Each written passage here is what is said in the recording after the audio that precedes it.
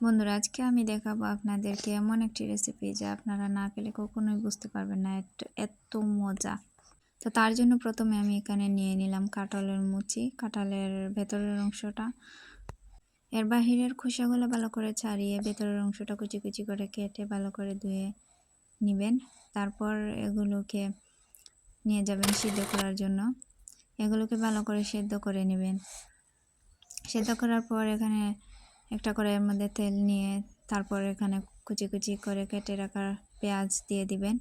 পেঁয়াজটাকে ভালো করে একটু নাড়াচাড়া করে তারপর দিয়ে দিবেন এর মধ্যে শুকনো মরিচ, আগে থেকে ভেজে রাখা শুকনো মরিচ গুঁড়ো। তারপর এখানে আগে থেকে সিদ্ধ করে রাখা মুচিগুলোকে ভালো করে মেশ করে তার মধ্যে শুকনো মরিচ, হলুদ গুঁড়া, বাকরের গুঁড়া, সামান্য একটু পাঁচফোড়ন দিয়ে ভালো করে নেড়ে চেড়ে তারপর রেডি। বন্ধুরা, আপনারা না খেলে কখনোই বুঝতে পারবেন না এত মজার একটা খাবার।